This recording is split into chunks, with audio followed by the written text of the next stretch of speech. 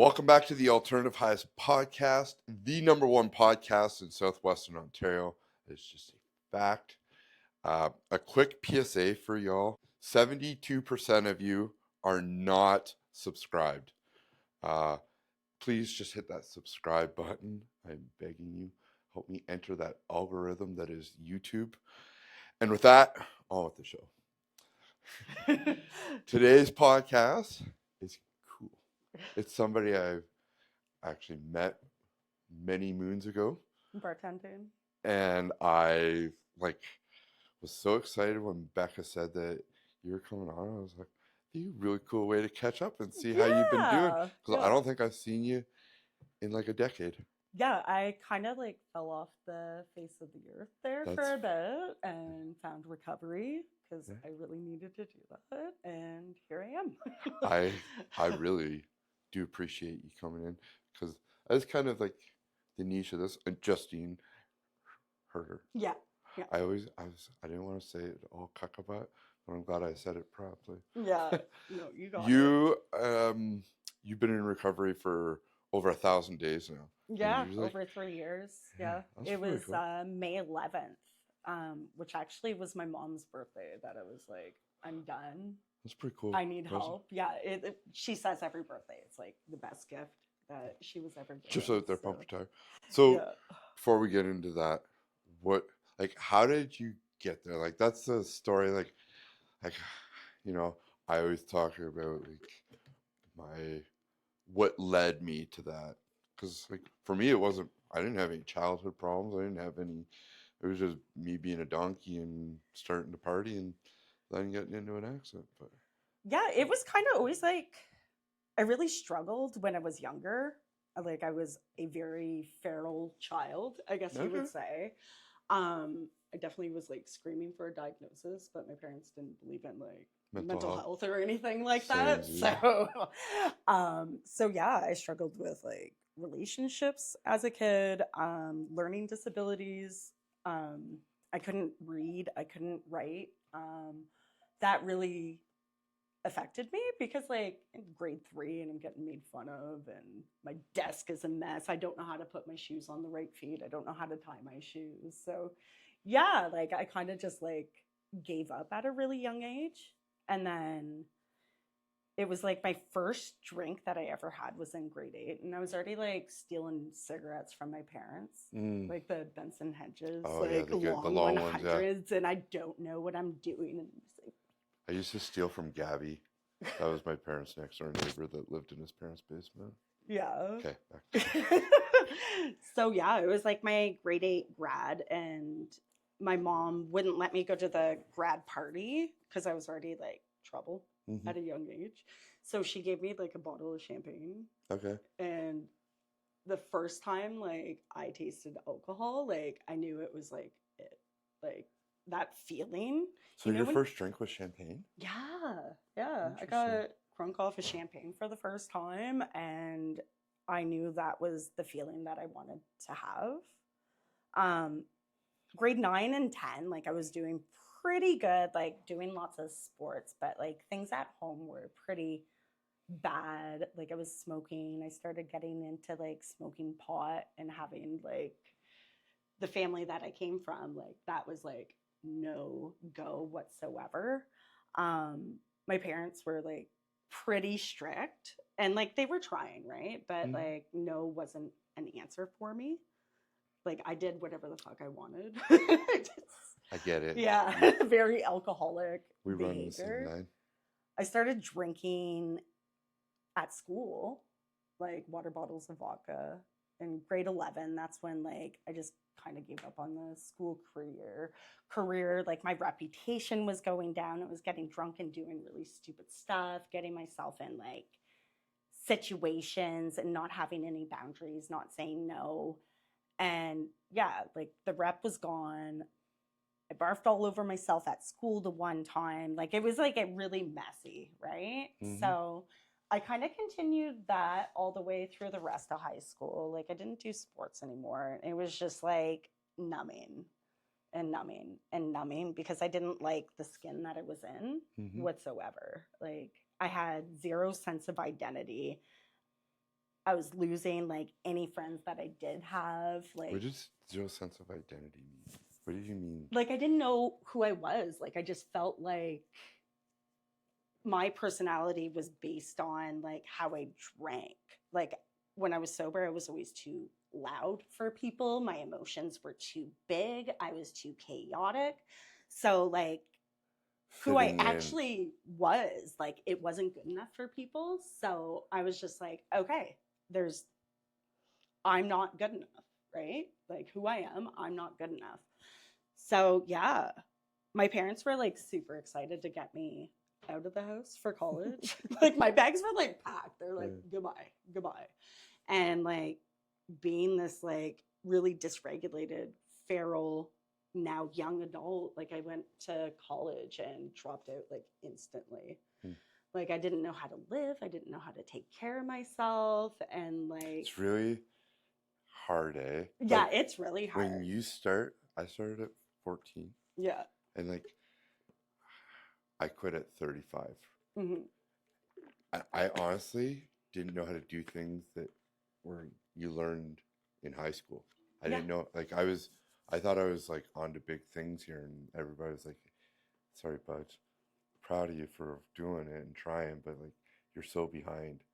Oh, like, yeah. I'm still figuring, like, I'm 40 and I'm still like, okay, so we have to shower every day because, like, deep in my addiction, like, I didn't shower. Oh, we floss our teeth. We go to the dentist. We go see the doctor. We do these things. Like, I'm still learning that. And I'm a 40-year-old woman. Like, I fell hard in my early 20s, and it got really, really dark quick. Mm-hmm. And then I got myself out of it for like a little bit, but like kept drinking. But like, I saw like the absolute pits of hell by like 21. I lived in this one house, and like, I guess you would say it was like the party house, but basically it was like a borderline trap house. Like, there was no insulation on the walls. Like, we didn't have drywall. We didn't have hot water. Like, our hydro got shut off all the time. And like, I was living that life. Mm-hmm. I did that for about a year, and some really bad shit started happening. I was assaulted a couple times. I was sexually assaulted.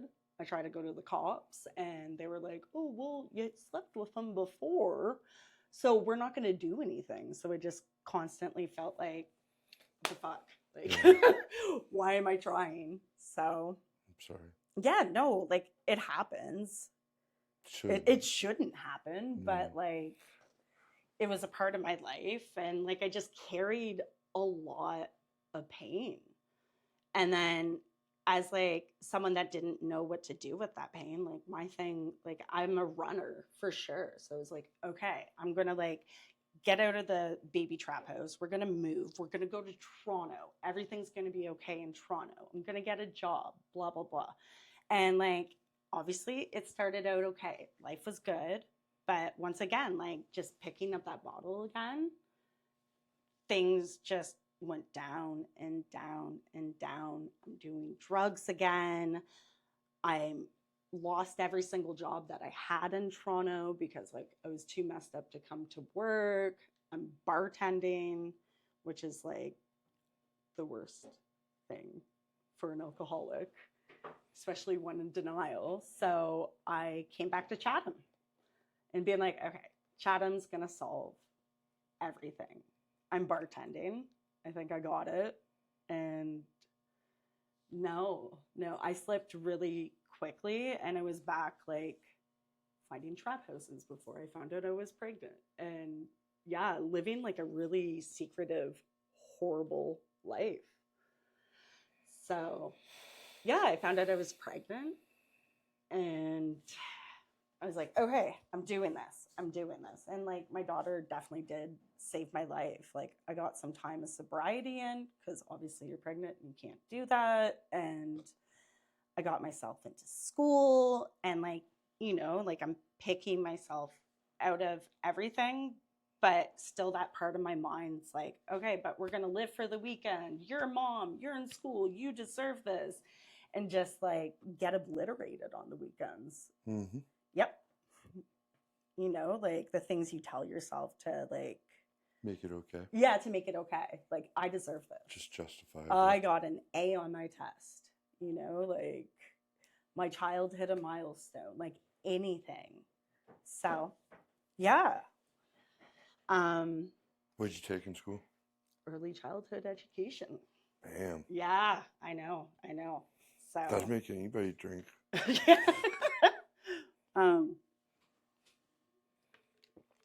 But yeah, so I didn't like how it was going, like with the partying on the weekend and everything. And my relationship was kind of like falling apart, and like things were really falling apart. So it was like, okay, let's have a second child. So we did that.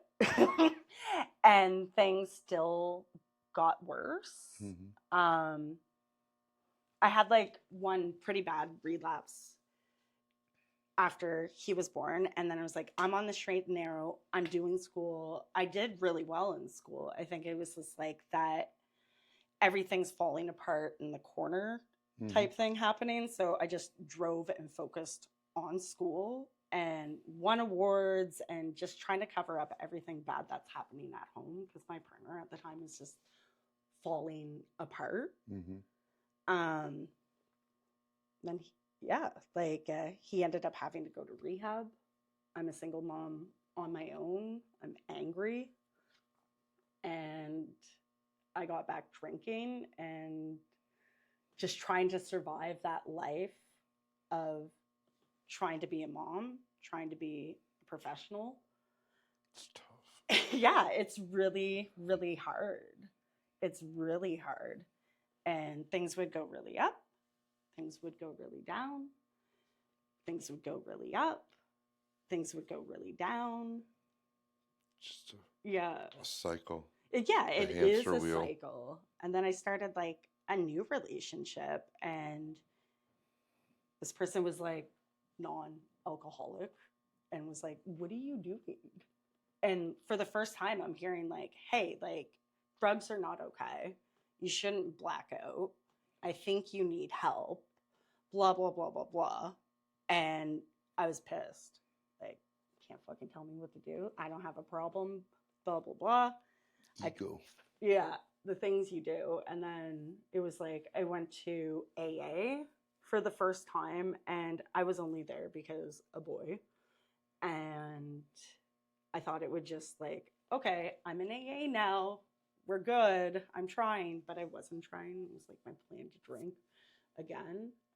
But like, I think the first time when you like sit down in those chairs and you like say like, hey, my name's Justine, I'm an alcoholic, like it just like, it hits. Say and then it it's out loud. in there, in your head.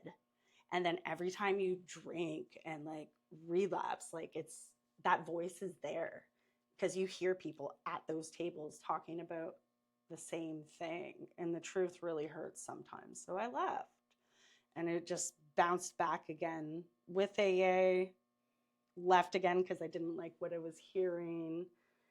And then, yeah. It's not for everybody. Yeah. And then COVID happened, and my dad was diagnosed with cancer. Yeah, he passed away. I'm sorry. And it was hell. Really because sorry. like I was closet drinking the whole entire time. Yeah. Like closet drinking is like the worst type. And I was a closet drinker. Yeah. 100%. Because then you're just living your life of paranoia of getting caught being in the closet because you're obviously hiding it from somebody important.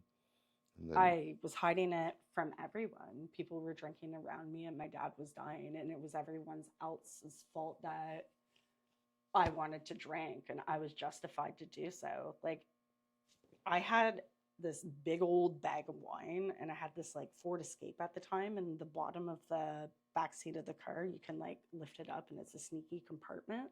So I kept my like hot summer wine in there. That's a good place to store hot wine.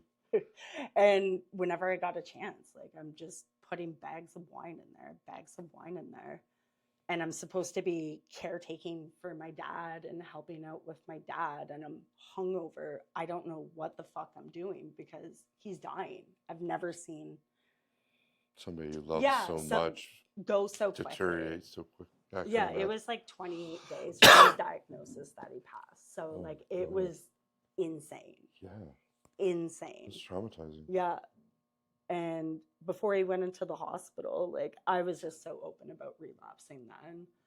We're trying to sit with my dad. My mom's like, are you drinking? My dad's somewhat still conscious. I pass out on the floor. I can't lift him up to bring him to the bathroom. So I'm feeling like shit for that. I bring him to the wrong doctor's appointment, which is in London. And yeah, he kind of like passed away after that. And a lot of people were like, oh, it's because he like went to London and thought he was getting his immunotherapy, blah, blah, blah. And that's what killed him. And I messed up on that appointment because I was like hungover listening to like the answering machine trying to write down the dates and everything like that. So that was just like enough for me to fuel my drink even more. Mm. Yeah. So yeah, I just That's a tough one. You don't still have that on yourself, do you? No. Like I went to Brentwood and I did a lot of like therapy, right? And he was dying regardless of what was happening. And if you hold on to those type of things, like it's gonna keep you sick. 100%. So yeah. After my dad passed, like I think I had like half a year of drinking in the public and being like, oh, I got this. And then it just like hit rock bottom again. I was losing relationships and friendships, and I just couldn't stop hurting people. Like my kids, I was tapped out on. I couldn't figure out how to have a relationship with them. Like I would get home and just drink, and pass out. And I don't know, it was like the shit was really like hitting really hard. And I didn't want to live anymore. It got to that point. It was like, I'm done. I'm checking out. And yeah, then it was another hangover. Consequences were coming in on my mom's birthday. And that's when I was like, I'm going to fucking rehab. It was like something came over me and it's like, you're going to die. You need to go. And that's when I made the first call for the Chatham detox, and the good part of the story begins. It's awesome. Yeah.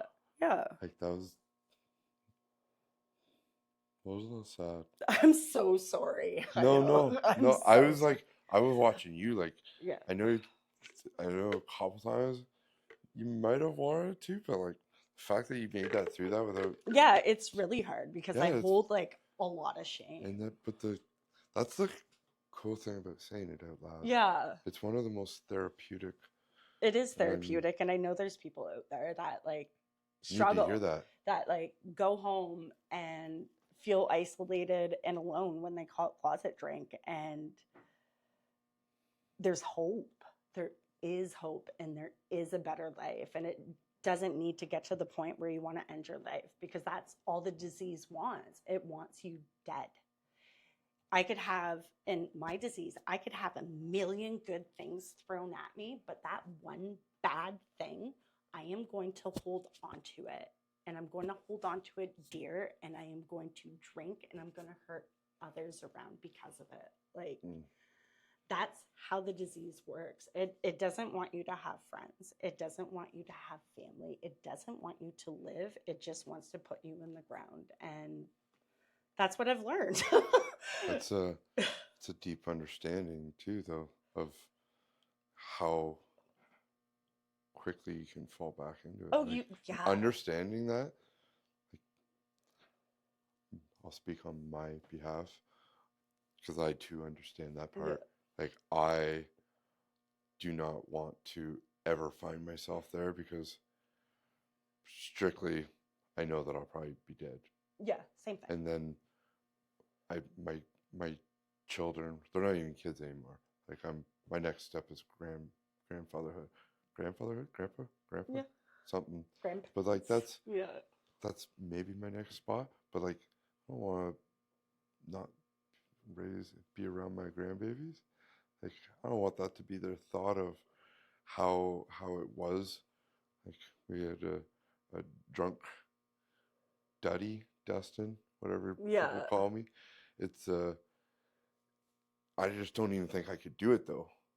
I think back of how bad those times were, and Like the anxiety. yeah, like my trap house was a little nicer than your trap house. Yeah, my trap house sucked. And My- I lived right by another real trap house, Yeah. the one on My- Victoria. So My house actually got raided.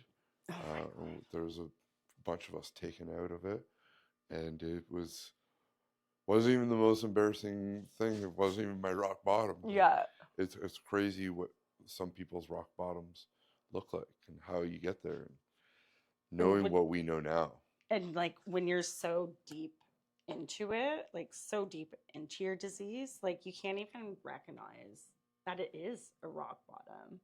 Like I found myself right at that trap house on Victoria and doing things I've never done before, and that wasn't enough for me. Like I look back at it now and I'm like,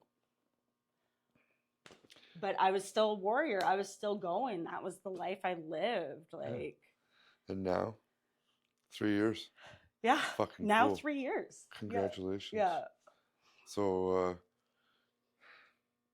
if somebody is listening, single mom, because I mean that's what you can speak to. Yeah. What would be your like advice if they're struggling with in their 20s right now, Like, and just trying to figure out? Don't be ashamed to ask for help, and don't be scared to ask for help, because the big thing is like you get scared of like, oh my God, what if someone tries to take my kids away? Like, and you become very protective that way, but the life you're living, you're going to end up having your kids taken away. So ask for help, go to a meeting, meet like-minded people, and be easy on yourself. It's not easy. It's not easy. No. Like, but find people that are going to fill your glass up and not keep you down. Brentwood talk, man. Brentwood, that place, like you How was Brentwood? Pardon? How was Brentwood? I loved it. Yeah. It was hard. It was hard. I like every day you're doing meetings from 7 a.m. to 7 p.m. and you are being triggered non-stop. But it's also a nice part because it brings up a lot of things that you've been like holding within, and you get to talk about it. And the program, it's pretty intense. Like there's Honesty Mondays.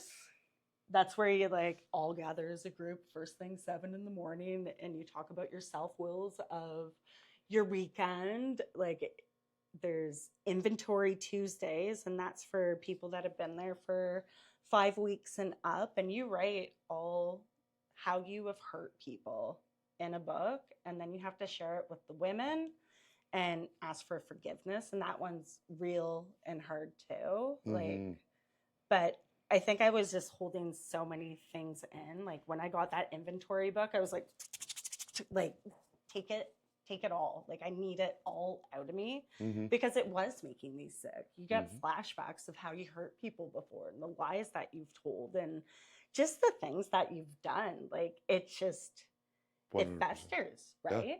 Yeah, like it's a part of the alcoholic soup that lives within you, and you got to get it out. This is my get it out. Yeah, it's good.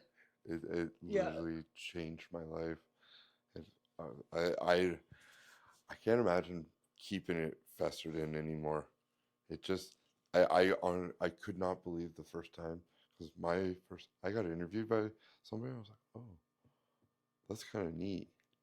I felt like a huge relief come off my shoulders, and this was after a couple of years of sobriety. Yeah, the way I did it was a little differently, and I made myself suffer in my house by myself, and it was awful. Yeah, that's hard. It was the worst time of my life. Yeah, detoxing is hard. Like I have a spinal cord injury that I'm going through at the time. Like I'm still in like a lawsuit over it that soon after. And well, not that soon after, but like I went from all the pills, all the crack cocaine, the booze, the cigarettes, all in one day. And it was like the worst time of my life. The shakes, I don't miss the detox. I don't miss it. For that reason alone, I couldn't drink because I would have to go through that again. I could never do that. Well, by the end of it, like, you'd wake up in the morning and it's like, okay, like, it's time for me to go to work, and I have young children. I'm dry heaving in the bathroom because, like, I'm going through withdrawal. Like, I've been up since 3 a.m. with the anxiety, and my heart's going. Like, any amount of Xanax is not going to put me out because I have such a high dependency. Like, it's bad, right? And I hate feeling that way. Yeah. I don't ever want to feel that way. Never. And just having time in recovery and seeing such a beautiful light, like, I don't want to give that up. Yeah. So what's future look like for Justine? I don't know. I am just learning who I am and, like, trying to be a functioning member of society, because, like, it's fucking I've new. been in my disease for a long time. Yeah. I'm learning how to be a mom. I'm learning how to forgive myself. I'm trying to, like, earn people's trust back and forgiveness. And, like, I really hurt my kids. Like, I went to, like, this is how deep it goes. Like, I went to a wedding like a month ago, and I have also quit smoking. And just, like, I was getting the anxiety, right? Like, everyone's drinking around me. I was there for a couple days, and I was like, that self-will crept in, and I was like, I'm gonna have a cigarette. I'm gonna have a cigarette. And me being sneaky in that alcoholic part of my body, like, I'm trying to hide and smoke, and my kids caught me and they're crying, and I'm trying to go on, like, the defensive, like, when I'm in my disease, like, oh, it's just a cigarette. It's just a cigarette, But to them, and putting my feet in their shoes, what else are you lying about? Like, not even cluing in. So, yeah, like, I have hurt them. Your way of, like, acknowledging and being so self-aware is really it's admirable. I'm a very self-aware person, but, like, I also have to be that person that makes the change too. 100%. I can, like, sit here and be like, I have this defect, I'm going through this, but, like, I gotta put in the work, right? Yeah. Like, 100%. This was a really great podcast, Justine. Like, you're so well spoken, and, like, thank you. I really got a lot out of it because obviously I'm a different perspective. And I think that's, like, the good thing, though, because recovery is just, like, not this linear thing. Like, if you do AA and do the AA rate, that's awesome. But, like, and if you do Brentwood and you do the Brentwood way, or whatever program that you're in, like, we all have our different ways of doing it. Like, some people are going to be California sober. Some people are going to do this. Some people are going to take CBD. But if they're fighting the good fight every day and, like, working on their defects and, like, trying to work some sort of program that betters themselves and the people around them, like, we shouldn't judge. No. So that was, like, honestly, that was the best way to close this out, was what you just said. Okay. So, Daniel, do you got anything you'd like to add? No? Justine, thank you so much. No problem. Yeah. I really do appreciate it. That was, like, I know how hard it is to share our our stories. Is. Yeah. So thank you. Peace and love. You good, Daniel?